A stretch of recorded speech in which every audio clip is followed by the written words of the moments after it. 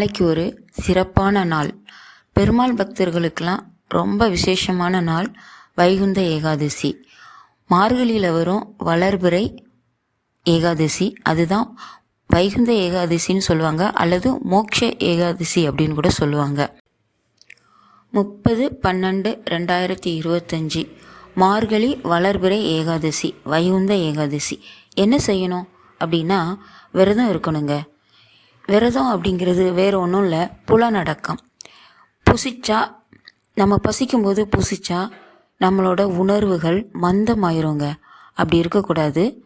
நம்மளுக்கு விழிப்புணர்வோடு இருக்கணும். அப்படின்னா புலன்கள் எல்லாம் பசியோடு இருக்கணுங்க.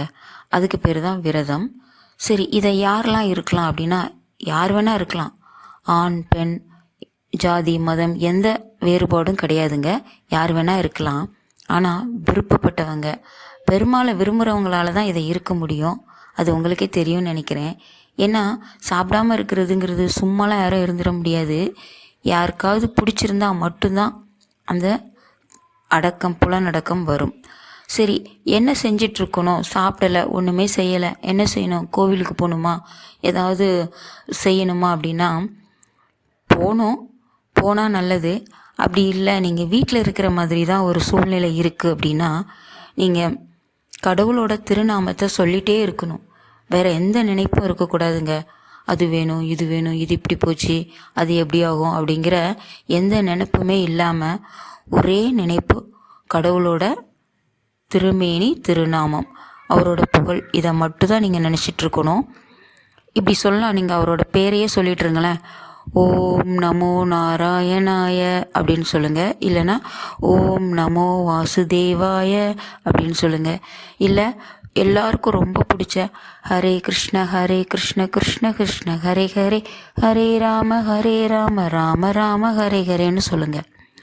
சரி, இதெல்லாம் சொல்கிறதுனால நமக்கு என்ன கிடைக்கும்? ஏன்னா பூமியில் பிறந்திருக்கிற எல்லாருமே ஏதாவது செஞ்சால் ஏதாவது கிடைக்கணும். அதுதான் அவங்களோட குறிக்கோள். நாமளும் அதுக்கு விதிவிலக்கு இல்லை. ஒன்று செய்கிறோன்னா ஏதாவது கிடைக்கும் அப்படின்னு சொன்னாங்கன்னா செய்கிறோம். என்ன கிடைக்கும்னா, இருக்கிறதுலே உயர்ந்த மோட்சம் கிடைக்குங்க. மோட்சங்கிறது கடவுளோட நேரடி பார்வைக்கு நம்ம போகலாம் இறப்புக்கு அப்புறம். அடப்போங்கப்பா, இறந்ததுக்கப்புறம் எங்கே போனால் என்ன அப்படின்னு மட்டும் ஏளனமாக நினச்சிடாதீங்க. இறந்ததுக்கப்புறம் கிடைக்கிற கடவுளோட ஐக்கியமாகிற மோட்சமே கிடைக்குதுன்னா, இந்த உயிரோடு இருக்கிறப்போ தேவைப்படுற பணம், புகழ், ஆயுள், ஆரோக்கியம், மகிழ்ச்சி இதெல்லாம் கிடைக்காம போகும்னு நினைக்கிறீங்களா? இல்லை, நிச்சயமாக கிடைக்கும். ஒருத்தன் மோட்சத்துக்கு தகுதி ஆகிறான் அப்படின்னா இதெல்லாம் சின்ன விஷயம். பணம் அப்படிங்கிறதுலாம் ரொம்ப சின்ன விஷயம். அது அவனுக்கு ஈஸியாக கிடைச்சிருங்க. அதில் உங்களுக்கு சந்தேகமே வேண்டாம். எத்தனை ஏகாதசி இது மாதிரி வரும் அப்படின்னு பார்த்தீங்கன்னா, மாதத்தில் 2 ஏகாதசி வருங்க. எல்லா ஏகாதசிலையும் விரதம் இருந்தால் ரொம்ப நல்லது. ஆனால் சூழ்நிலை காரணமாக எல்லாராலையும் எல்லா ஏகாதசிலையும் விரதம் இருக்க முடியாது. கடைப்பிடிக்கிறது ரொம்ப கஷ்டங்க. அவங்களுக்காக தான் இந்த வைகுந்த ஏகாதசி. மொத்த ஏகாதசிலையும் நீங்கள் செய்த விரத பலன் இந்த ஒரு ஏகாதசி விரதம் இருந்தால் போதும். மார்கழி ஏகாதசி ரொம்ப விசேஷம், விட்டுறாதீங்க. இறைவனை மட்டுமே நம்பி சரணாகதி அப்படிங்கிற தத்துவத்தை மட்டும் மனசில் வச்சுட்டு விரதம் அனுஷ்டிங்க. உங்களுக்கு எல்லாமே கிடைக்கும். இந்த உலகத்தில் இறைவனால் முடியாதது அப்படிங்கிறது எந்த ஒரு காரியமும் கிடையாது. எல்லா காரியமுமே கைகூடி வரும். அதனால் ஏகாதசி விரதம் நீங்கள் கண்டிப்பாக கடைப்பிடிங்க. இந்த ஒரு தடவையாவது உங்களுக்கு வயது இருக்கும்போது கடைப்பிடிங்க. வயது முதிர்ந்த போது கடைப்பிடிக்க முடியல அப்படிங்கிறது உங்களுக்கு விதிவிலக்கு கடவுளே கொடுக்குறாரு. ஸோ இளம் வயதிலிருந்தே நீங்கள் விரதத்தை அனுஷ்டிக்கிறது ரொம்ப நல்லதுங்க.